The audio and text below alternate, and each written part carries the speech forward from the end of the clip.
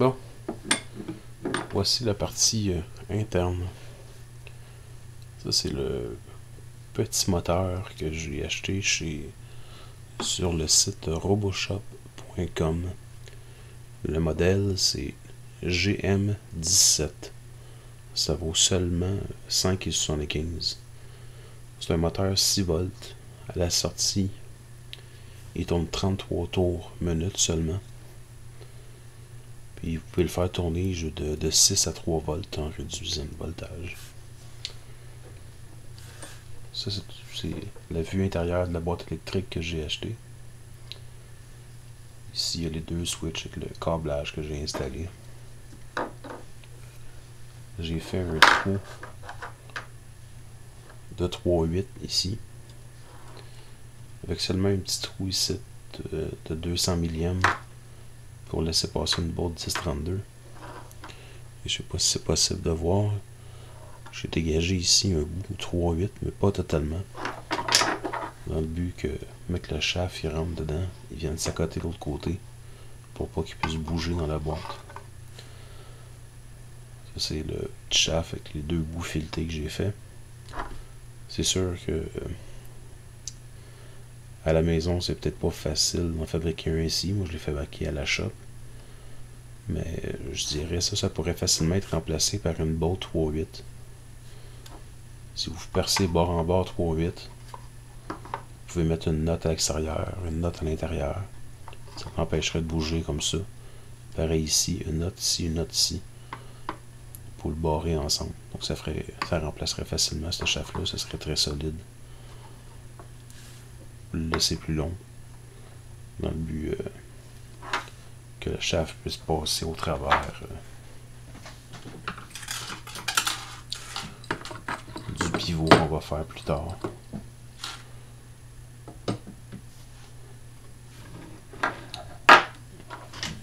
Ici, j'ai rentré un bearing sous pression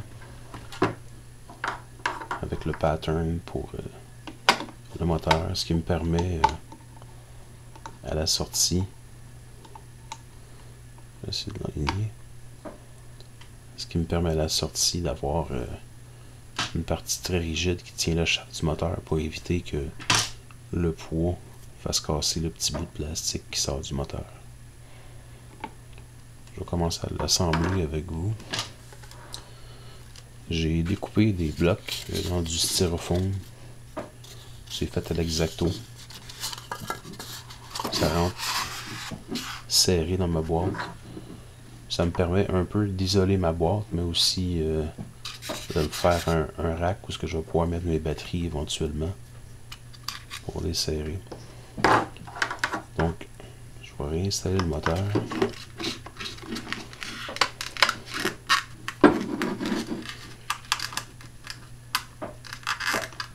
Ah oui. Le moteur est vendu avec deux trous ici, mais ils ne sont pas tapés. Moi, je les ai tapés 6,32 pour pouvoir mettre des petits flatheads ici.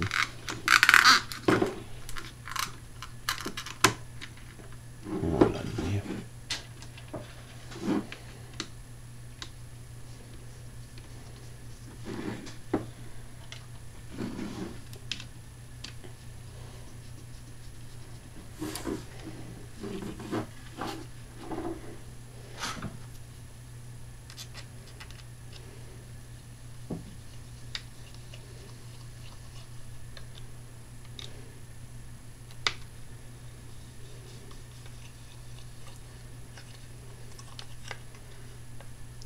C'est sûr que c'est en plastique, donc on ne serrera pas à mort pour pas tout casser.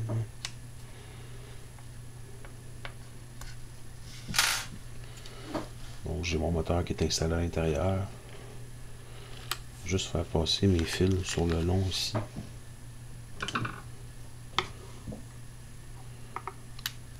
Je les squeeze à l'intérieur. Ça, je ne les serre pas dans les jambes. Là, je vais mettre mes batteries plus tard.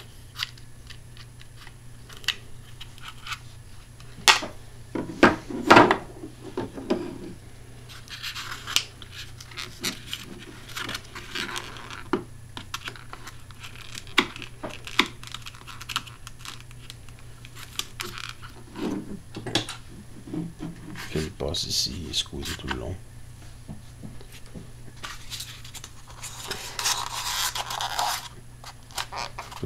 On voit même plus le moteur, il est isolé ici. Je vais mettre mes batteries. Je fais une rainure dedans pour pouvoir recevoir mon shaft qui va passer. Je fais passer les fils ici, comme ça ils passent en dessous du shaft, puis ça le solidifie pour que quand je change les batteries, ça tire sur les fils. Je vais rentrer mon shaft qui rentre serré.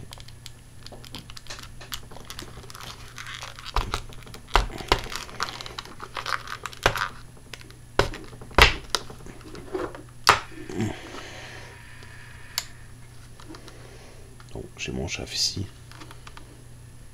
Je vais installer petite noix. Et ça fait mon rack pour les batteries. Plutôt. Ah. Ça c'est la sortie pour mon moteur. C'est une petite pièce d'aluminium que j'ai usinée. J'ai ça ici. J'ai une petite vis au centre qui tient le moteur, qui tient la pièce usinée sur le moteur. Ici, j'ai une petite pin, ce qui me permet de pouvoir barrer mes cams sans que ce soit la vis qui force. Et comme ça, déjà là, je peux le tourner sans que ça bouge. Donc, je peux juste accoter ma vis, puis ça va être suffisamment serré.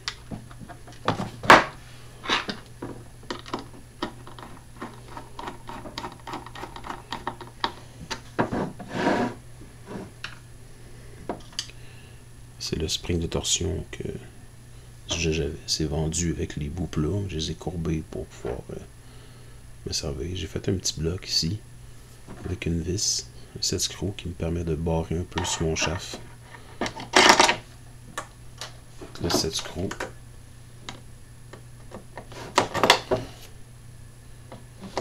Je viens le visser juste un peu de façon à ce qu'il y ait une certaine résistance.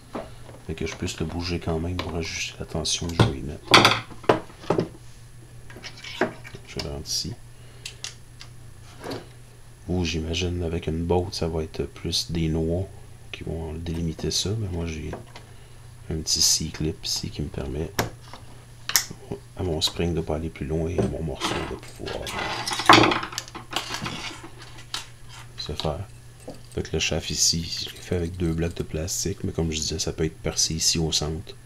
C'est plus simple, avec des noix de chaque bord pour le faire. Peut-être trouver un moyen pour pouvoir installer un petit bearing qui va frotter sur votre cam. J'ai fait un petit trou ici, qui rentre dans mon spring.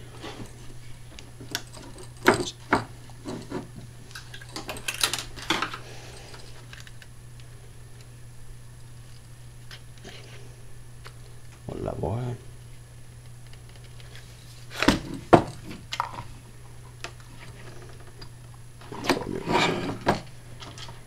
Et ensuite,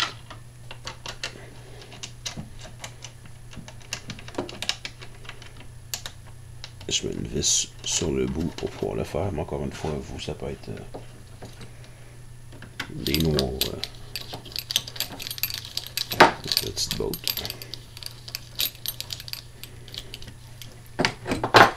C'est pas mal ça, c'est aussi simple que ça. Je vais faire une photo pour vous indiquer comment j'ai fait le câblage. Pour pouvoir faire 2 vitesses puis inverser la polarité.